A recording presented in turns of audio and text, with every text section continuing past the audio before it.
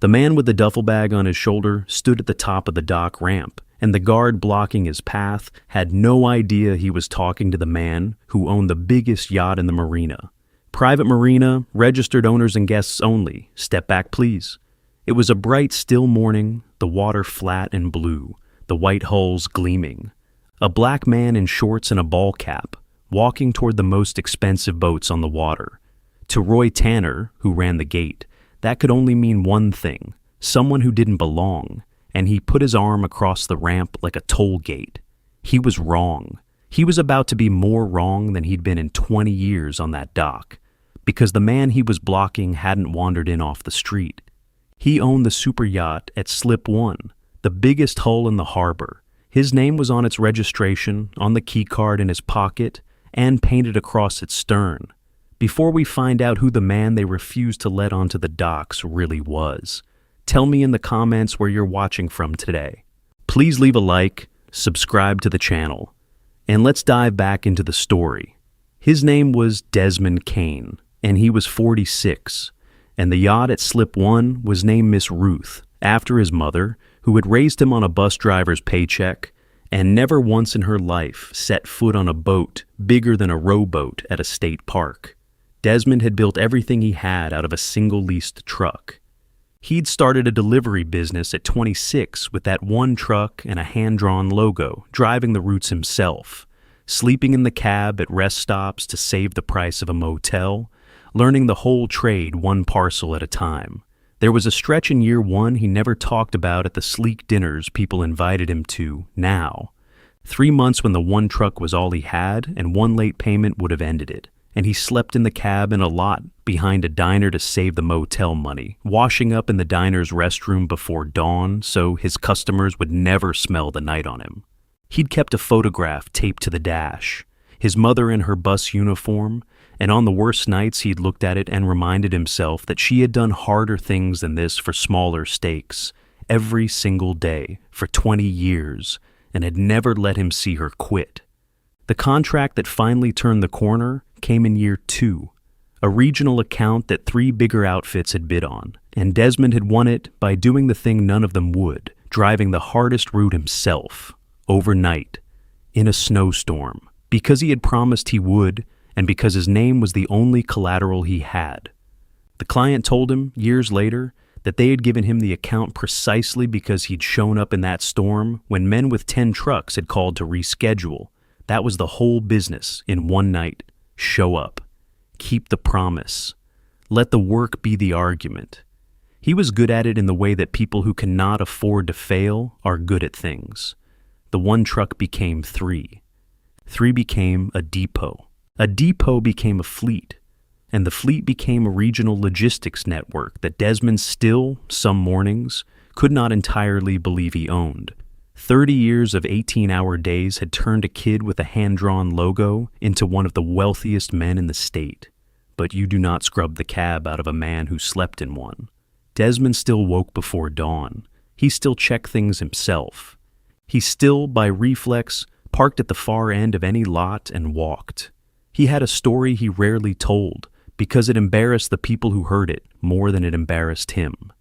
Year 4 of the business, needing capital for 2 more trucks, he'd put on his one good suit and gone into a bank to ask for a loan, and the loan officer, pleasant, smiling, had assumed, out loud, that Desmond was there to apply for a driving job, and had started to explain where the employment applications were kept.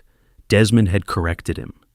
The man had been flustered, and the loan had somehow not come through, for reasons that were never quite stated. He remembered the exact moment, because it had the specific quality of a moment you never entirely put down. He'd sat in that vinyl chair in his one good suit. The business plan he'd typed himself in a folder on his knee. 3 trucks worth of contracts already lined up, and only the capital missing. And the loan officer had come around the desk, smiling, hand out, and said warmly that the applications for driver positions were with the receptionist, and they were always looking for good people who showed up on time. Desmond had let the silence sit for a beat. Then he'd said, evenly, that he wasn't there to drive. He was there to borrow against a business he already ran. and he had watched the man's face do the small scramble of a person rearranging a picture that had felt, a second earlier, completely certain. The meeting had gone politely downhill from there. No loan, no reason he could put in writing. Just a feeling transmitted across a desk that a man like Desmond was a driver who'd gotten above himself and that the money would be more comfortable somewhere else. He had thanked the man, he always thanked them, and walked out, and found the money elsewhere, and never once set foot in that branch again. Desmond had found his money elsewhere, the way he always found a way, and he had driven past that bank branch for the next 20 years on his way to a depot he owned outright. He never went in, he didn't need to. His mother had told him something once when he was young and coming home hot with the injustice of that kind of thing, and it had become the operating principle of his whole life. They're going to keep handing you that, baby. Your job isn't to hand it back, and it isn't to swallow it. Your job is to build something so solid that their opinion of you becomes their problem and never yours. That was the engine under Desmond Kane's calm, not the absence of the wound, a lifetime of deciding what to do with it. He had bought the yacht 2 years earlier, and he had not bought it to be seen. Desmond did not much care what a marina full of strangers thought of him. He'd spent 30 years not caring, and it had served him well. He'd bought Miss Ruth because his mother, Ruth Kane, had died the winter before, in a hospital bed, having spent 71 years working and worrying and never once being handed a single easy thing. She had driven a city bus for 2 decades, raised him alone, and never in all that time gone anywhere, just for the beauty of going. He had a memory of her from when he was 7 or 8, riding her bus on a day she couldn't find anyone to watch him, sitting in the front seat behind the fare box, watching his mother say good morning to every single person who climbed aboard, the tired ones and the rude ones and the ones who never answered, the same warm good morning to all of them, all day long. He had asked her once why she bothered with the ones who didn't say it back. She'd told him, eyes on the road, that you don't decide who deserves your decency by how they look getting on. You give it to everybody, and you let them be the ones to fall short of it. He had built a company on that sentence without ever quite realizing it was hers.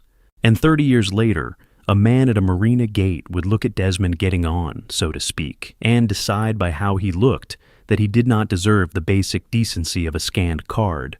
And Desmond would think, standing there, of his mother saying good morning to a bus full of people who hadn't earned it. Somewhere in the grief of that first winter, Desmond had decided that the boy who slept in the truck cab was allowed finally to own something purely beautiful, and that he would put his mother's name on it and take it out onto open water she had never had the time or the money to see. He kept a small frame photograph of her in the main salon, a young woman in a bus driver's uniform, laughing at something just outside the frame. When he took the boat out, he talked to it sometimes. The day he'd bought her, he had not celebrated the way people expected. He'd signed the papers, and then he'd sat alone on the aft deck for a long time as the sun went down, thinking about a woman who had gotten up in the dark for 20 years to drive other people to the places they needed to go, and had come home too tired to go anywhere herself. He'd chosen the name that afternoon without hesitating. The broker had asked, gently, whether he wanted something more. The man had trailed off, but Desmond understood. Something grander, something that sounded like money. No, Desmond had said. Miss Ruth, all of it, right across the back, big as it'll go. He wanted the name that had been said with a sigh by tired passengers stepping onto a city bus to be the name that ran, in gold letters a yard high, across the stern of the most beautiful thing he would ever own. It was the closest he could come to taking his mother somewhere beautiful. It would have to do, and in a way he couldn't explain to anyone. It did. He came to the marina the way he did most things, early, alone, and without ceremony. That morning, he wore what he wore on his own time, cargo shorts, a faded ball cap, worn boat shoes, a canvas duffel over one shoulder with a change of clothes and a thermos of good coffee. His plan for the day was simple and complete. Take Miss Ruth out, just him and the captain, and be on the water by the time most people were checking their email. That was the entire agenda. And it is worth pausing, before everything went wrong, on the fact that it did not have to. Because the first Marina employee Desmond passed that morning, a kid hosing salt off the cleats near the fuel dock, had lifted a hand and called out, "Morning, Mr. Kane, gonna be a beautiful one out there," and gone back to his work. That was all it took. A young man who had bothered at some point to learn the owner's faces, treating a man walking toward his own boat like a man walking toward his own boat. 4 seconds. No suspicion, no scanner, no arm across a ramp. Desmond had lifted a hand back and kept walking, thinking, if he thought anything at all, that the Marina seemed to hire decent kids. Then he reached the main ramp down to the docks, and Roy Tanner stepped out of the gatehouse, and the morning became a different kind of morning entirely. Roy Tanner was 52, and he had worked Marina security for 20 years, the last 8 at this one, and he ran his stretch of dock with the fierce, narrow pride of a man who had decided long ago that guarding rich people's property made him, by association, a little bit of one of them. Roy had a whole private taxonomy of who belonged on his docks. Owners had a look, a particular ease, a particular wardrobe, a particular way of not carrying their own bags. Guests had a look. And then there were the ones who, to Roy's eye, had a different look entirely. The people he watched, the people he followed with his eyes from the gatehouse window, the people he stopped. He would have told you, with total sincerity, that it was about security, that a marina full of million-dollar boats needs a man with sharp instincts at the gate. But if you had laid out side by side every single person Roy Tanner had stopped and questioned at that ramp over 8 years, a pattern would have jumped out at you that Roy himself had never once been willing to look at. There had been a moment 2 summers back that should have taught him something, and hadn't.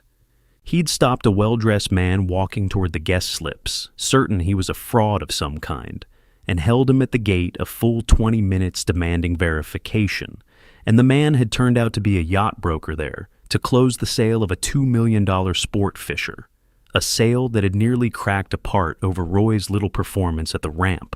The owners had smoothed it over. Roy had told the story afterward in the break room as a near miss he'd handled well. You can't be too careful. He had filed his own error as good instinct rather than as a warning about himself, which is the thing an instinct that flatters you always manages to do. Every time it is wrong, the memory quietly refiles the wrongness as bad luck, and the instinct strolls away untouched, gleaming, ready to be just as certain the next morning.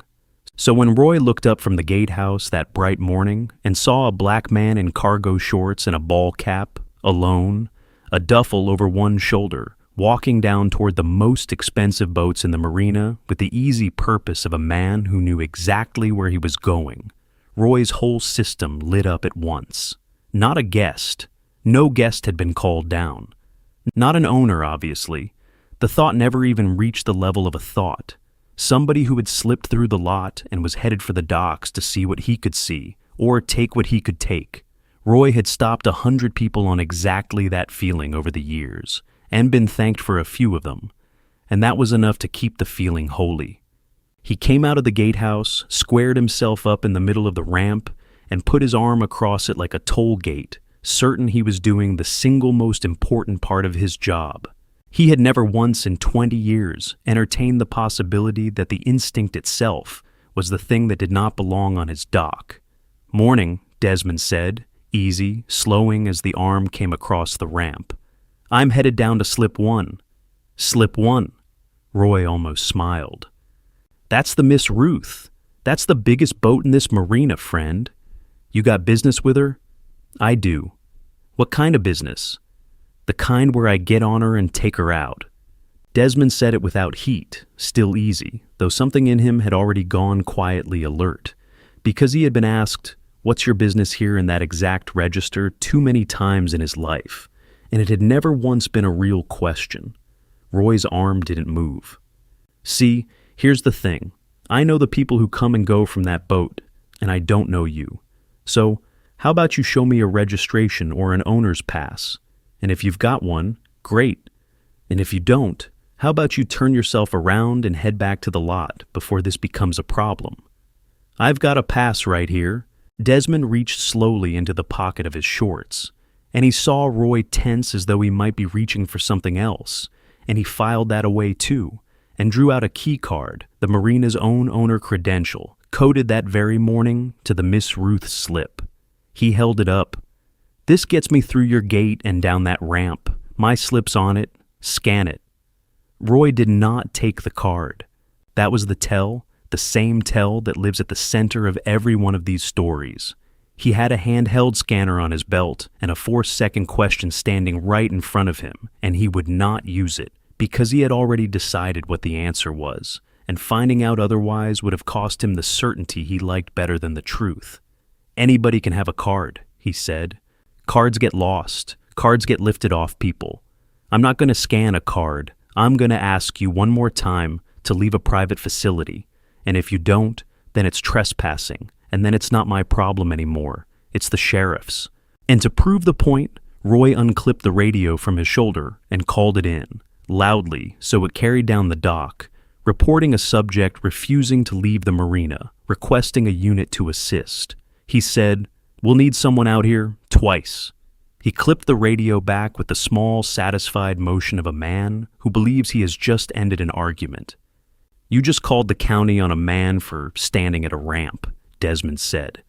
He didn't raise his voice. If anything, he lowered it, which made Roy lean in despite himself. "Think about the morning you're having. There's a scanner on your belt. There's a card in my hand. There's a harbor master 50 feet away with a computer full of every owner and every slip. You have 4 different ways to find out the truth in under a minute, and instead, you chose the one option that ends with armed deputies. Why do you think that is? Genuinely. I'm asking you to think about it because I don't believe you have." For half a second, something flickered in Roy's face. The smallness of it. One scan, one card. And then his pride closed back over the doubt like water over a dropped stone. "I think," Roy said, "that people who belong here don't usually argue this much about proving it." And Desmond almost smiled, because there it was, the whole thing in a sentence. In Roy's world, the more calmly you insisted on your right to be somewhere, the more suspicious you became. A couple had come up the dock behind Desmond by now, owners off a sailboat 2 slips down, headed out for coffee, and they had slowed the way people do when they feel a situation curdling. "Everything okay here?" the man asked, taking in the arm across the ramp and the calm black man standing in front of it, and something in his voice said he had already read the scene correctly. "He says he's headed for the Miss Ruth," Roy said, as if that settled it, as if the very idea were self-evidently absurd. The couple exchanged a look. The woman's phone came out of her bag and stayed at her side, angled up, recording. Desmond registered it and gave her the smallest nod, because he had learned across a lifetime exactly how much one witness with a camera is worth in a moment that would otherwise become his word against a uniform's. "Call whoever you want," Desmond said evenly, "but scan the card first." Roy did not scan the card. Scanning the card would have taken 4 seconds, and it would have ended his 20-year career far more gently than what was actually coming. Let me stop here and tell you what Roy Tanner did not know, because it turns this from an ugly misunderstanding into something much harder to watch. The key card in Desmond's hand was real, coded that morning to slip 1, and if Roy had run it through the scanner on his own belt, the little screen would have chimed green and shown him the registered owner's name, the registration papers for the Miss Ruth, naming Desmond Kane as owner in plain black type, or were in a folder aboard the yacht, 200 feet down the dock Roy was blocking.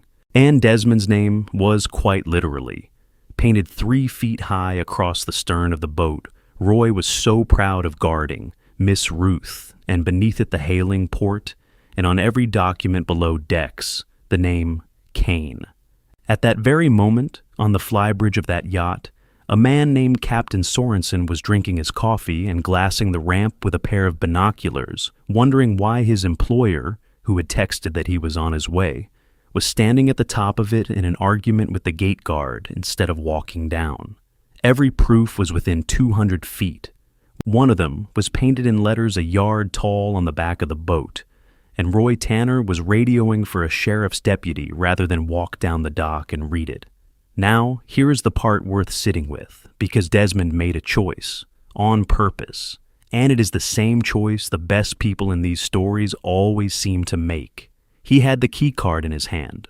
He could have ended the whole thing in 4 seconds by simply insisting Roy scan it, or by saying the plain words, "I own the Miss Ruth. That's my name on the stern. Call your harbor master." He'd done that version before, in other places, in other years. He had learned that it fixed nothing. If he forced the reveal now, Roy would learn exactly one lesson, that he'd had the bad luck to stop the wrong black man this time. He'd apologize the way people apologize for getting caught. And the arm that had come across that ramp would go home and sleep fine and swing up again tomorrow for the next man who didn't fit the picture. Desmond did not want to teach Roy Tanner that he'd guessed wrong about a rich man. He wanted to see, and some watchful part of him wanted the record to show, exactly how far this man would take it against someone he was completely certain was nobody. Because that was the true measure of Roy Tanner, and of the Marina Desmond kept a 200-foot boat in, and of how much the world had actually changed in the years since a loan officer pointed him toward the job applications. He was about to get the full measurement. Roy took it all the way to the dispatcher, and he wasn't finished. If you have ever stood calm and still while someone in a uniform decided out loud that you didn't belong somewhere you had every right to be, you already know the exact weight sitting on that ramp. So, if this is landing, take a second and hit that like button. It genuinely helps this story reach the next person who's lived it. And stay with me, because a big man in a captain's polo is about to come up that dock, and Roy Tanner's whole morning is about to capsize. There was a younger man on the dock that morning, and his name was Tyrell. Tyrell was 25, a dockhand, the one who fended boats off the pilings, coiled the lines, hosed the salt off the cleats, the invisible work that keeps a marina running, and he was black, and he had worked under Roy Tanner for a year and a half. In that time, he had learned the exact shape of Roy's instincts, because he had been on the wrong end of them himself. His first week, before the uniform shirt made him legible, Roy had followed him around the docks, convinced the new kid was there to steal, until the harbor master vouched for him. He remembered the specifics of that first week, the way you remember things that teach you where you stand. He'd been issued his uniform shirt late, and for 3 days he'd worked the docks in his own clothes, and for 3 days Roy had shadowed him, appearing at the end of whatever dock Tyrell was on, watching him coil lines as though coiling a line were a cover for something, once actually radioing another guard to keep eyes on the new guy by the guest slips. Tyrell had done nothing but his job, badly paid and glad to have it, and he had felt the whole time the particular exhaustion of being watched for a crime you would never commit. When the harbor master finally straightened it out, Roy had shrugged it off. Can't be too careful with new people. And Tyrell had learned the lesson the Marina was quietly teaching him. Keep your head down, wear the shirt that makes you legible, and don't give the man at the gate a reason. He'd carried that lesson for a year and a half. He put it down, all at once, the morning he ran for the captain. Tyrell had swallowed it. He'd needed the job. He was helping his mother with rent and putting a little aside for community college, a semester at a time, whenever a paycheck stretched far enough. He was the kind of young man institutions describe as at risk, and never once asked what he is at risk of losing. What he was at risk of losing was this job, which was the whole scaffolding under a plan that did not have any slack in it, and Roy Tanner, whether he'd have said it this way or not, counted on exactly that. The dockhands most likely to be watched and doubted were precisely the ones least able to afford to object, and their silence looked, from the gatehouse, like proof that the watching worked. Tyrell had done the arithmetic 100 times over 18 months, and it always came out the same.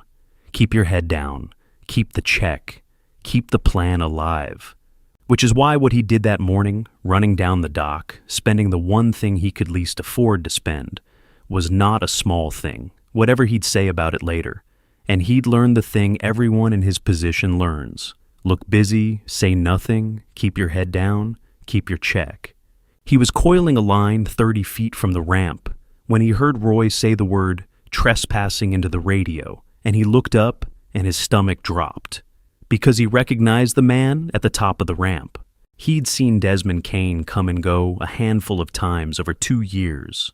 Quiet, unhurried, the only owner in the whole marina who tipped the dock crew at the holidays and actually knew Tyrell's name, had asked him once how the college savings were coming. Tyrell knew, with total certainty, exactly who was standing up there being called a trespasser, and he felt the fork in the road open under him, the same fork it always is for the people who need the job. Obey the man with power over your schedule, or do the thing you know is right and find out what it costs. For a year and a half, he had chosen the schedule. He had watched Roy do smaller versions of this to visitors and said nothing, and carried each nothing around like grit in his shoe. "Roy," he said, setting the line down, crossing toward the ramp. "Roy, hey, that's Mr. Kane, that's... Stay out of this, Tyrell. I've got it handled." "But that's the owner of the..." "I said I've got it." Roy didn't even turn his head, and Tyrell stood there for 1 second at the fork, and then he did the thing he had not done in a year and a half. He didn't argue with the back of a man who wouldn't listen. He turned and ran full out, down the long dock toward Slip 1 and the big white boat to get the captain. It was the bravest thing he had done at that job, and it did not feel brave. It felt like his heart trying to climb out of his chest, while his legs did something his fear had been talking him out of for 18 months. Up at the ramp, the standoff had drawn a small, silent audience without anyone meaning to gather one. The couple from the sailboat, the woman still quietly filming, 2 crew off a neighboring yacht, who had drifted to their rail to watch. And the whole tableau had tipped. You could feel it tip. From a guard handling a trespasser into a crowd, watching a uniformed man do something ugly to a person who would not stop being calm about it. Roy could feel the eyes. He mistook the discomfort in the air for the tension of enforcement, when it was really the tension of a dozen people slowly realizing they were on the wrong side of a scene they'd be describing for a long time. Captain Sorensen had run the Miss Ruth for 2 years, and before that, he'd run bigger boats for harder men, and he had a low weather tolerance for drama on his dock. When a breathless dockhand came pounding up the passerelle saying the guards got Mr. Kane stopped at the ramp and won't let him down, Sorensen set his coffee mug in the holder and was moving before Tyrell had finished the sentence. He came up the dock fast for a big man, a broad, sun-creased figure in a captain's polo with the yacht's name stitched over the chest, and he took in the scene from 40 feet out. His employer, the man who signed his checks, the man whose mother's name was painted on the transom behind him, standing at the top of the ramp with a guard's arm across his path and a keycard still held up in his hand. "Roy." Sorensen's voice carried the whole length of the dock. "Roy, what in God's name are you doing? Get your arm down." Roy turned, and his body loosened with relief, because in his mind, the cavalry had finally arrived. "Captain, I've got a guy trying to get down to the Miss Ruth. No verification. Won't leave. I'm just..." "That guy," Sorensen said, arriving at the top of the ramp slightly out of breath, "is Desmond Kane. He owns the Miss Ruth. He owns the boat you have been standing here guarding all morning. That is his name painted on the back of her. That is his key card in his hand, the one you wouldn't scan. I have been up on that fly bridge for 20 minutes waiting on him to take her out." He looked at his employer, and his weathered face did something pained. "Mr. Kane, I am so sorry. I saw you up here, and I figured you two were just talking." Desmond Kane. The name went down the dock, and the morning turned over all at once. Roy Tanner's face did several things in quick succession. Disbelief first, the flat refusal of a certainty to let go of its grip. Then a slow, sickening arithmetic as his eyes went, against his will, past Desmond to the stern of the great white yacht at the end of the dock, where the name Miss Ruth stood painted 3 feet high in the morning sun, and under it, smaller, the documentation he had never once bothered to walk down and read. Then the color simply drained out of him. Down the dock, Tyrell stood catching his breath, and something came loose in his chest that he hadn't known was clenched tight, because he had spent a year and a half being told, in 100 small ways, that the picture in his own head was wrong and the picture in Roy's head was right. And here, on the dock, in front of everyone, the two pictures had traded places. If you have ever waited for the moment the truth finally lands in a place that refused to see it, take 1 second and leave a like, it genuinely carries this story to the next person who needs it. And stay with me, because Roy Tanner is about to reach for the oldest excuse there is, and Desmond Kane is going to answer it in a way that says everything about the kind of man he became. You're the owner. It wasn't a question. It was a man watching 20 years of instinct come apart in his hands. I don't look like the owner. Desmond finished it for him, quietly, lowering the keycard at last. I know. You'd be amazed how many times I've heard some version of that. On this dock, at that gate, in the bank where a man once tried to point me toward the job applications, in boardrooms where people waited for the real Mr. Kane to walk in. He wasn't shouting. He never had been. You had a scanner on your belt, Roy. You had my card in your face. You had my mother's name painted 10 feet high behind you, and you'd sooner have called the county than spend 4 seconds finding out you were wrong. I want you to sit with why that is. Mr. Kane, I swear to you, I had no way of... A man walks down toward those boats. No call ahead, I have to assume. You have to assume. Desmond repeated it, not cruelly, almost curious. That's the whole thing, isn't it? You looked at me and your first assumption was thief, not owner, not guest, not even lost tourist. Thief. And I'd bet my boat it wasn't the first time you made that assumption about a man who looked like me on this dock. It's just the first time the man turned out to have his name on the transom. He glanced down the dock toward Tyrell, and then back. Somewhere in the last 20 years, you decided that keeping this marina safe meant keeping certain people off it. Nobody ever told you to stop. I'm telling you now, on camera, so there's a record. That instinct you're so proud of is the thing that was trespassing here this morning. Not me. Roy had no answer, because there wasn't one that didn't indict him, and some part of him, gray-faced in the bright morning, with the eyes of a dozen strangers on him, had finally begun to understand it. Then Desmond did the thing that separated this from a story about revenge. He turned to Captain Sorensen and said, evenly, I want the gate camera footage from this morning saved, all of it, before anybody has the chance to lose it. And I don't want a word of trouble landing on that young man who ran down to get you, Tyrell. He's the only person at this marina who did the right thing today. Make sure that's what the record says. He'd learned, across 30 years, that the record of how people get treated is the only thing that reliably protects the ones who can't protect themselves. Because he knew, better than anyone on that dock, how these mornings usually ended when there was no footage. 2 versions of events, a guard's and a stranger's, and a quiet institutional shrug that decided the guard was probably right. And then he did not storm off, and he did not gloat. He walked down the ramp Roy had blocked, past the arm that had finally dropped, down the long dock to the boat named for his mother, and he stood a moment at her stern, with his hand flat against the cool white hull, under the letters that spelled her name, and he breathed. It had taken him 50 years and a fleet of trucks and 30 years of 18-hour days to be able to put Ruth Kane's name on the water. He was not going to let a man with an arm across a ramp take the morning from him on top of everything else. The sheriff's deputy Roy had summoned actually did arrive a few minutes later, rolling into the lot with no particular urgency.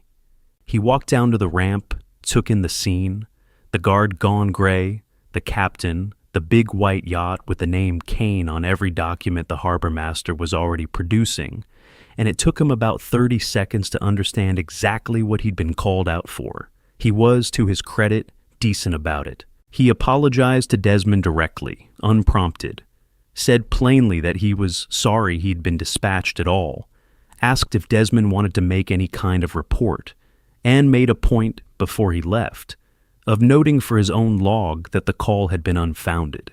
It was a small thing, but Desmond had spent his life around the other kind of outcome, the kind where the uniform arrives already believing the guard, and he did not take the decency for granted. Roy Tanner did not keep his job, and the way it ended was quiet, which is worse than loud. There was a meeting 2 days later in the harbor master's cramped office over the fuel dock.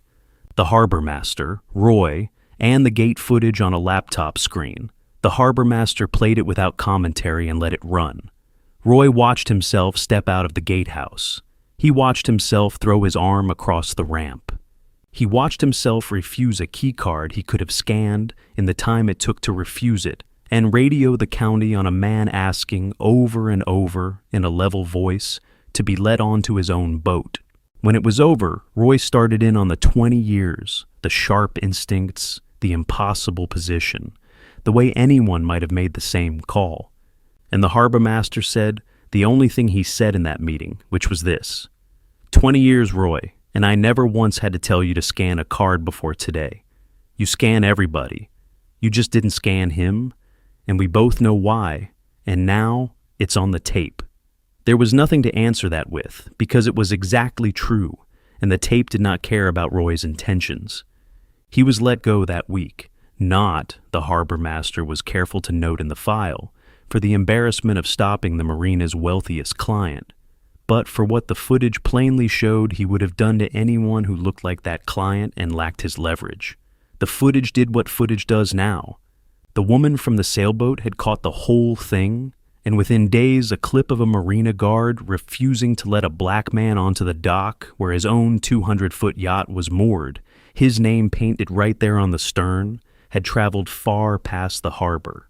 The Marina, which exists entirely to make wealthy people feel welcomed and safe, had the uniquely mortifying problem of having been caught on its own camera, doing the exact opposite to its most valuable owner, and it moved fast to make clear that the man at the ramp did not represent the place.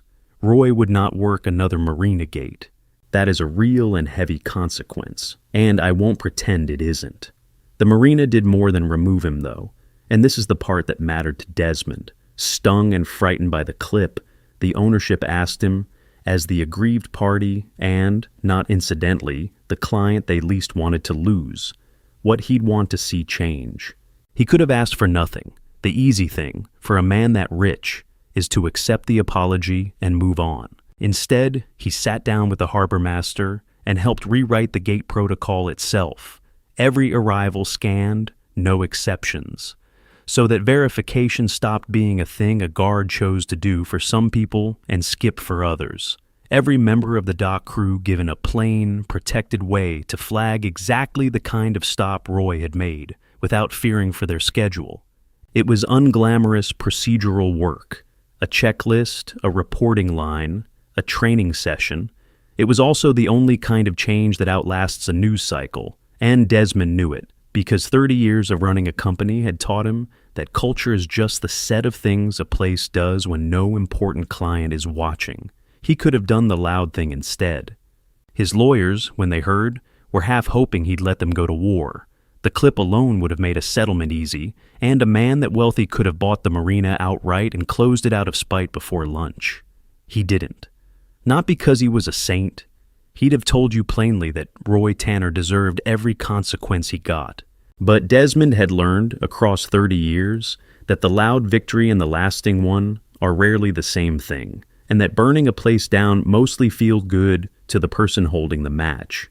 A lawsuit would have made headlines and changed one Marina's insurance premiums. Rewriting the gate protocol changed what happened every morning to every person who walked down that ramp after him. He chose the change nobody would ever make a headline out of because it was the one that would still be protecting people long after the clip stopped traveling. A few of the Marina's other owners, a black surgeon 2 docks over, an Indian family with a sailboat who'd had their own quiet history with Roy's gatehouse, came to find Desmond privately in the weeks after, not to congratulate him, but to tell him, low, that it had happened to them too, in smaller ways, and that they'd never said anything, because who would they have said it to? He listened to every one of them. Then he made sure the new reporting line he had built had their names in it as the first people the dock crew could safely go to. But here is the uncomfortable part, and the story is a lie, if I skip it. Roy Tanner got caught because he happened to aim his certainty at a man who owned a superyacht. Strip that accident away, and what's left is a guard who spent 20 years deciding who belonged by how they looked, and getting thanked for a few of the stops, and quietly turning away or humiliating an unknown number of people who never had a captain come running or a name on a transom to prove them right. For every Roy who blocks the wrong billionaire and ends his career on camera, there are 100 still working the gates of 100 marinas and lobbies and parking structures, running the smaller, safer version on people who can't summon anyone, and going home certain they did a good job. The camera found this one. The only question the story really leaves you with is how many it never finds. Now, let me tell you what happened to everyone else, because one firing is not the same as justice, and the two need to be counted separately. Tyrell did not lose his job. He got Roy's not that morning, and not as some tidy prize handed down from on high, but because the harbor master had watched a 25-year-old dockhand do the single right thing in a bad situation, and because Desmond Kane had asked about him by name and kept asking. Before the season was out, Tyrell had been moved up into dock management, and the first thing he did in the role was the simplest thing imaginable, the thing that would have prevented the entire morning. Everybody gets scanned, everybody gets greeted, and nobody gets stopped on this dock over how they look walking down it. He had learned exactly what not to be by watching a man be it for a year and a half. There's a small picture from the following summer worth leaving in your mind. A family came down to the docks for a charter, a black father and mother and two wide-eyed kids in brand new life jackets, the sort of family that, under the old gatehouse, would have been watched from the moment they left their car. They came down the ramp, and the man who met them, who crouched to help the smaller kid with the buckle on his life jacket and told him the water was going to be the best thing he saw all year, was Tyrell, in a dock manager's shirt now, holding the top of the ramp open wide for a family who would never know how much it had once cost, at that exact spot, to be let down to the water. That is what changed. Not that one guard was fired, that the ramp changed. Desmond found him a few days after, tying up the Miss Ruth after a run. He didn't make a speech of it. He just said, "You ran down that dock scared. You knew what Roy could do to your schedule, to your job, and you did it anyway." You know how rare that is? Tyrell started to say it wasn't a big deal that anyone would have, and Desmond stopped him, the way a man who once slept in a truck cab learns to stop that sentence in someone else. "It was the whole thing," he said. "Everybody else up there found a reason to stand still. You didn't. Don't you ever let anybody tell you that was small." He asked that same week how the college savings were coming, and when Tyrell told him, Desmond made a quiet arrangement with the community college's foundation that Tyrell wouldn't find out about for another year. He'd promised his own mother, a long time ago, that he'd use what he built to hold doors open. He kept the promise where he could. And Desmond took Miss Ruth out that day, exactly as he'd planned. He stood at the helm beside Sorensen with the coast falling away behind them and the open water opening up ahead. The water his mother, Ruth Kane, had driven a city bus for 20 years and never once had the time or the money to see. And for a few hours the ramp and the guard and the whole ugly morning simply ceased to exist. He talked to the little framed photo in the salon, the way he did. He told her it was a beautiful day. That, in the end, was the victory that actually mattered to him. Not Roy's firing, the water, and his mother's name on it. He took Tyrell out on the water that fall, once the young man had settled into the new job. Not as a boss doing a favor, just as one man who'd slept in a truck cab taking another man who was doing his hardest to build something out onto the open sea for an afternoon. Tyrell had never been on anything bigger than a harbor ferry. Desmond watched him stand at the rail as the coast fell away. Watch the particular thing that happens to a person's face the first time the land disappears, and there is nothing but water and sky in every direction. And he thought that this, too, was part of what the boat was for. His mother had never gotten this. He could not give it to her, but he could give it to the kid who'd run down a dock for a stranger, and to whoever came after that, and in that small forwarding of a thing his mother never had. Desmond found something as close to peace as he got. Let me leave you with the thing underneath all of it. Roy Tanner looked at a man and saw a thief because he was black and dressed down and walking toward boats Roy had decided in advance were not for him. And the man owned the biggest one in the harbor with his mother's name painted across the back. That is the irony, and it's a clean one, and it's why the story travels. But the irony is not the point. The point is the thing Desmond said on that ramp, quiet and level, with the keycard still in his hand. That he did not need to own the yacht to deserve 4 seconds and a scanned card. That the people this happens to at marina gates and building lobbies and front desks every single day almost never turn out to own the place, and they deserve to be believed anyway, before anyone knew their name, before a captain came jogging up the dock to vouch for them. A world where you have to own the superyacht to be allowed onto the dock has fixed nothing at all. It has only, once in a great while, by pure accident, aimed its suspicion at someone big enough to answer it back. So, let me ask you what I always ask, because your answers are the best part of doing this. Have you ever been stopped, watched, or turned away from somewhere you had every right to be, for no reason you could name but the obvious one? And what did you make of how Desmond handled it? The calm, the saved footage, the choice to lift up the young dockhand instead of just savoring the guard's bad morning. Would you have kept that composure? I'm honestly not sure I could. Tell me in the comments. I read them, all of them. And if this story moved you, do the small things that carry it to the next person. Leave a like, subscribe to the channel if you're not already here, and share it with someone who needs the reminder that belonging was never supposed to require a deed to the boat. Thank you truly for spending this time with me. Take care of each other, and I'll see you in the next one.